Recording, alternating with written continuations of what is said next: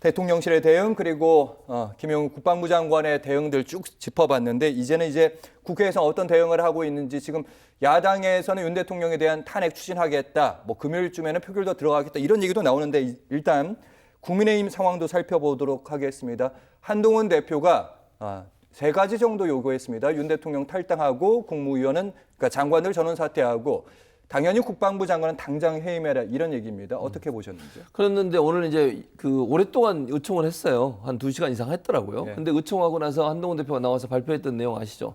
두 가지는 오케이인데 한 가지는 아니다. 계속 논의하겠다. 그게 뭔지 아세요? 탈당이에요. 아니 저는요. 국민의힘 의원들은 대체 딴 세상 사람들이십니까? 우리 국민들이 지금 생각하고 있는 이 말도 안 되는 어처구니 없는 행동을 한 대통령이 국민의힘 당적을 갖고 있는 게 맞냐 틀리냐 가지고 싸우고 있을 때입니까 지금? 저는요 하야를 외쳐야 한다고 생각해요. 더 이상의 국정 운영이 어렵다는 걸 인식하고 저는 그걸 건의해야 된다고 생각합니다. 그게 아니라 당적을 갖고 있어야 된다고요? 아니 그게 국민의힘한테 무슨 도움이 되겠습니까 대체? 아니 저 주장하는 분들이 누군지 모르겠지만요. 예. 당적을 대통령이 계속 당적을 가지고 있는 게 좋다 나쁘다 이거 가지고 싸우고 있고 그거 가지고 국민의힘이 무슨 도움이 되겠냐고요 대체. 저는 저 태도와 행동을 보면서 국민의힘의 현재 모습이에요 저게. 저러니까 안 되는 거예요. 제가 볼 때는 저렇게 가다가요 국민의힘과 윤석열 대통령이 하나가 돼가지고 같이 망해요. 빨리 단절하지 않으면요. 네. 윤석열 대통령과 단절하지 않으면 국민의힘은 차기 모든 선거에서 가망이 있겠습니까? 희망이 있겠습니까? 지금 지방선거에 대선도 앞두고 있습니다. 대선이 또 언제 일어날지도 모르겠어요. 지금 상황으로 본다고 하면. 탄핵이 되면 어떻게 될지 모르니까. 네. 이런 상황에서 국민의힘의 저런 모습 보면서 참 집권 여당이 왜 저렇게 제대로 못할까. 쓴소리 한번 못하고 대통령의 당적을 유지하고 주장하는 사람들이 아직도 존재하고 있다고 하니까 씁쓸하다는 생각이 듭니다. 탈당이 지금 중요한 게 아니다. 그게 중요한 게 아니죠 지금. 탈당이 아니라 쫓아내야죠. 지금 탈당이 중요합니까? 알겠습니다. 근데 말씀하시죠. 제가 보기에는 이번에도 역시 한동훈의 한계다 이렇게 생각해요. 사실 이번에 한동훈 대표 한계라고 말씀하셨는데 한동훈 대표가 그러니까 18명 의원들과 함께 국민의힘 의원들 중에서 한동훈 대표 이렇게 어떻게 보면 수장으로서 그 자리에 간 거고 이재명 대표가 손도 잡고 이런 모습을 연출했던 거 아닙니까? 그래서 한동훈 대표 재평가도 나온다. 다 끌고 가야죠. 다 끌고 가야 된다. 그럼요. 예. 그 의원들 소집령을 내려야죠. 국회의사당으로 다 모여라. 그리고 일단 본회의장에 다 들어가자. 예. 그렇게 결정을 내리고 그거를 추진을 해야 그게 리더인 거 아니에요? 어제 같은 그런 절체절명의 상황에서 본인이 정말 국민을 위해서 이걸 맡겠다고 마음을 먹었다면 예. 뭐 자기 계파 사람들 18명 아니죠. 추경호 원내대표부터 끌고 들어갔어야 되는 거죠.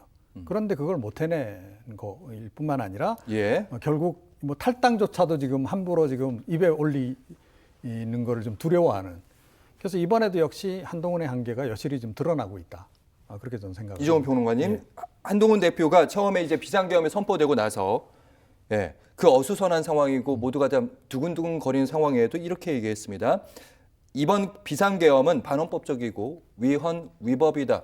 먼저 딱 이렇게 못을 받고 들어갔습니다. 그러다 보니까 국민의힘 쪽에서 18명이나 되는 의원들 나온 거고 비상계엄 해제도 그래서 된 거고 민주당 단독으로나 아니면 다른 야당 단독으로 야당 몇 정당만 함께하는 것보다 더 의미 있는 결과고 그래서 해제가 된 거 아니냐 얘기들. 겨우 면피한 수준이라고 봐야 되는 거죠. 어제 그것조차도 안 했다 그러면 아마 국민의힘은 그야말로 국민의힘 의원들은 역사의 죄인으로 다시 한번 기록될 수밖에 없었을 것이다 라고 생각해요.